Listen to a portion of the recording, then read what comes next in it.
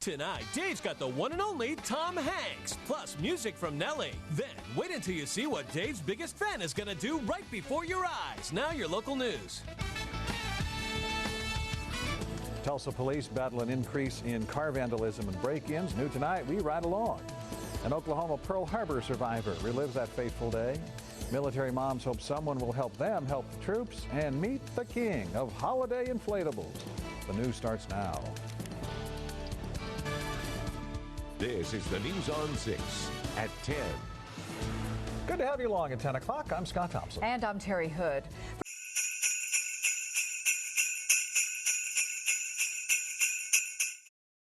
Jason Jones calls himself the king of Holiday Inflatables. And at his house, it's Christmas out of control. Now his amazing holiday display is getting national attention.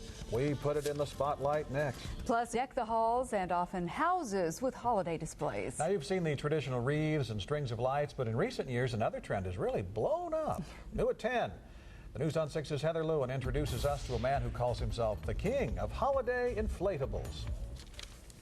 I saw my first inflatable at a store in Tulsa. It was a Santa Claus, and I knew right then I had to have it. It was bigger than anything I'd seen before. That purchase 5 years ago, Jason Jones' ambition grew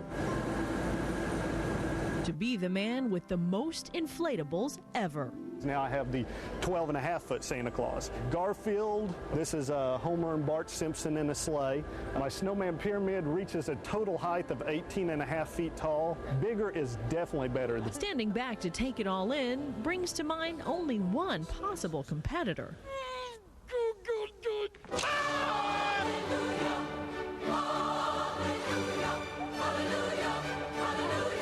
Yes, I am. I am the Clark Griswold of inflatables. When he calls himself the king, Jones isn't just full of hot air. He's become such a major collector, the Texas company that makes the inflatables started sending him prototypes to test before they hit the market. One of the most unusual and highly sought-after pieces this year is the Nativity. Jones says he's lucky to have one. This isn't even sold in the U.S.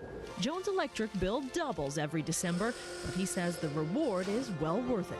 I love seeing the kids' faces whenever they stop by. We'll hear them yell SpongeBob or, you know, there's a cat in the hat. After acquiring more than 130 characters, Jones' yard was ready to burst. I thought it's time to expand. And he did, covering his neighbor's house and spreading down the street. Do you ever envision a whole block of inflatables? That is my dream come true, a block full of inflatables.